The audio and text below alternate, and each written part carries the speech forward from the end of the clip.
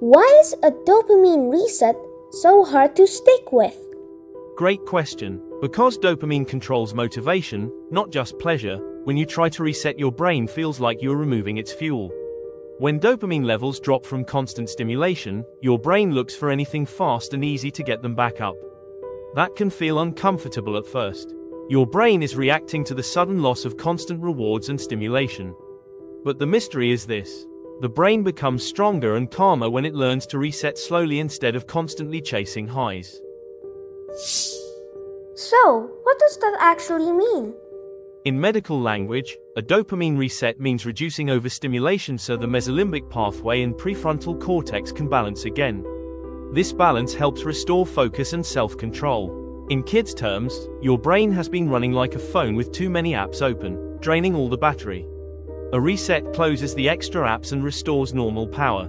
When you remove high dopamine habits for a short time, your brain relearns how to enjoy calm, focus, and everyday life again. Does the brain really change from small steps? Yes, tiny steps reshape the dopamine receptors, the habit circuits, and the calm control center called the anterior cingulate cortex. Small changes create real biological effects. Dopamine receptors become stronger when we take small breaks from constant hits. The brain recovers through rest and balance, not pressure or force. Renewal happens little by little, and neuroscience agrees. Tiny daily decisions build a brain that can focus, resist cravings, and feel joy without constant stimulation. How does this show up in real life? At school, kids feel bored instantly and skip assignments because their brain expects instant excitement. The ability to tolerate calm has dropped. Emotionally, small problems feel huge because the brain is tired from overstimulation. Everything feels louder and heavier inside. In friendships, conversations seem slow compared to screens. In families, arguments happen when devices are removed because the brain panics. In habits, kids jump between apps, games, and tabs because their dopamine system is overloaded. So, small equals big? Yes, imagine planting a tiny seed in dry soil. At first, nothing seems to happen and it looks like no progress is being made. One drop of water daily turns the soil soft again, then roots grow beneath the surface. Change happens quietly before it is visible. A dopamine reset works the same way. Small limits, small breaks, and small choices bring your brain back to life. God often rebuilds people through tiny faithful steps, and your brain grows the same way. So, how do I start?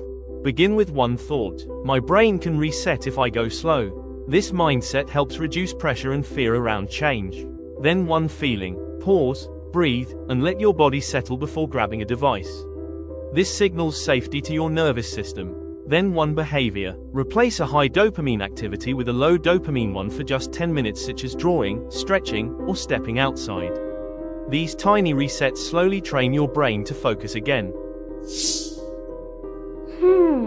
What should we do today? Try a 10-minute swap. Replace 10 minutes of scrolling or gaming with a calm activity that gives your brain a break. Notice the difference in your mind, your body, and your ability to stay present. Pay attention to how calm feels. If you want more focus and less chaos, comment the word reset. For more focus and growth tricks, gently subscribe to join the Growth Lab family. Your brain is designed to heal. It naturally moves toward balance when you give it the right conditions. Every small reset you practice makes focus easier and calm stronger. Progress builds quietly over time. You do not need huge changes, only tiny steps repeated with patience. You are building a brain that can grow with you for the rest of your life. See you in the next episode.